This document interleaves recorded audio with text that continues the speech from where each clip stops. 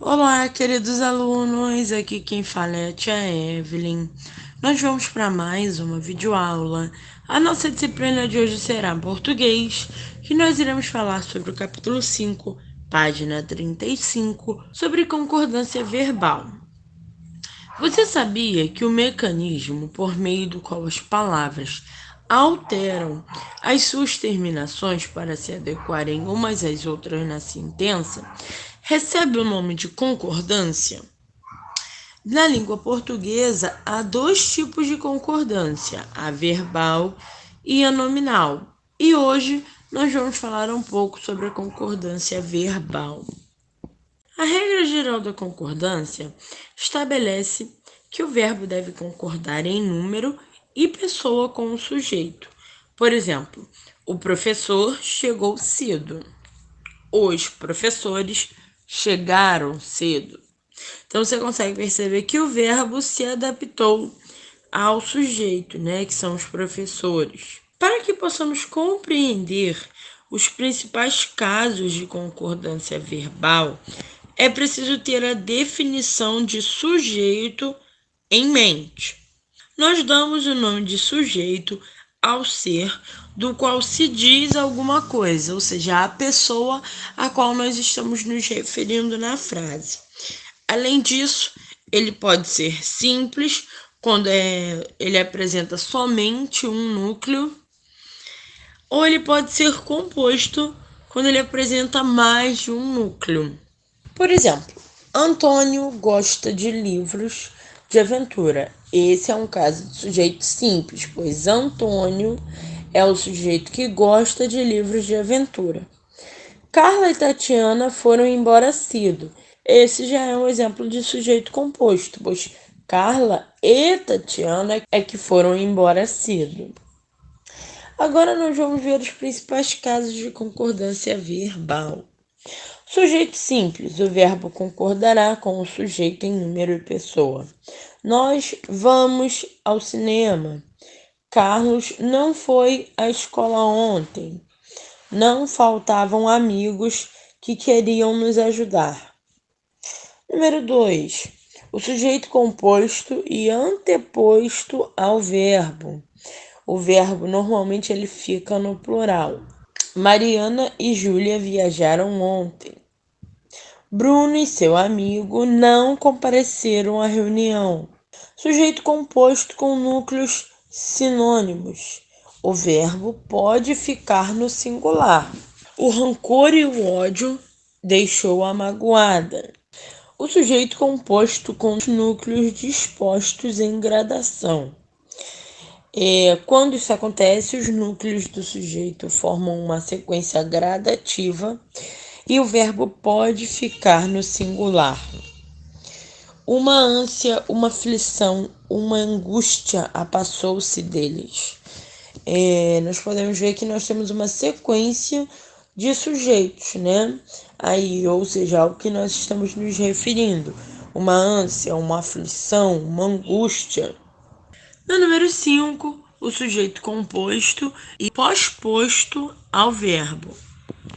O verbo ele concordará no plural ou com o substantivo mais próximo. Chegaram o documento e as fotografias. Chegou o documento e as fotografias. O sujeito é um substantivo coletivo. O verbo ele concordará com o número, sendo singular ou plural, do substantivo coletivo. No entanto, se o coletivo estiver sendo especificado por um adjunto plural, o verbo pode ficar no singular ou ir para o plural. O bando perturbou a pacata vila. Os bandos perturbaram a pacata vila. A multidão de fãs aplaudiu a performance. A multidão de fãs aplaudiram a performance. Expressões partitivas seguidas de substantivos ou pronomes no plural. A maior parte de, a maioria de, a metade de. São exemplos. O verbo ele pode ficar no singular ou no plural. A maior parte dos torcedores compareceu ao estádio. A maior parte dos torcedores compareceram ao estádio. O sujeito é um pronome de tratamento. O verbo ele deve ficar na terceira pessoa do singular ou do plural. Vossa Excelência pediu silêncio. Vossas Excelências pediram silêncio. Quando o sujeito é composto, é formado por pessoas gramaticais diferentes. O verbo é flexionado no plural e na pessoa que tem prevalência. A primeira pessoa prevalece sobre a segunda e a terceira, e a segunda prevalece sobre a terceira. Foi o que fizemos, Isabela e eu. O pronome relativo que, na função de sujeito. O verbo concordará com o antecedente do pronome relativo. Fomos nós que arrumamos a casa. Marcelo foi a pessoa que fez o trabalho. Pronome relativo quem, na função de sujeito. O verbo ficará na terceira pessoa do singular, concordando com o pronome relativo ou concordará com seu termo antecedente. Por exemplo, hoje sou eu quem paga a conta. Ou hoje sou eu quem pago a conta. Substantivos próprios no plural. Se antes do substantivo houver um artigo, o verbo ficará no plural. Se não houver, o verbo ficará no singular. Os Estados Unidos são uma potência mundial. Estados Unidos é uma potência mundial. A presença do os aí, ele dá a intenção de que esse sujeito ele está no plural, então o verbo tem que concordar no plural. Sujeitos resumidos por tudo, nada ou ninguém. O verbo ele concordará com o pronome resumidor. Árbitros, jogadores e técnicos, ninguém saiu do estádio. Espetáculos, viagens e roupas, nada pôde satisfazê-los.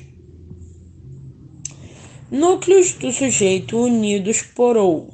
Se a conjugação expressar exclusão ou retificação, o verbo concordará com o núcleo do sujeito mais próximo.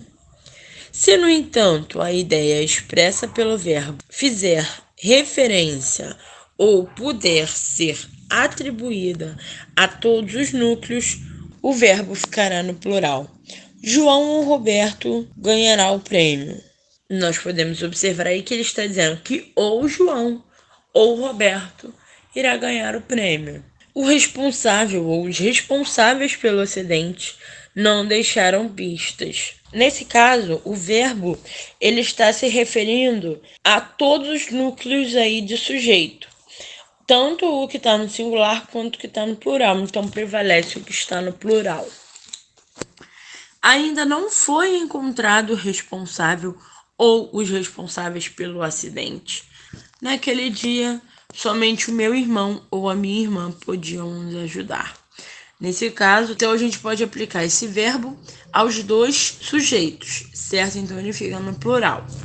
Sujeito constituído por um e outro ou nenhum nem outro. O verbo concorda preferencialmente no plural. Nenhum nem outro livro prestavam ou prestava. Uma e outra foto me agradaram ou agradou.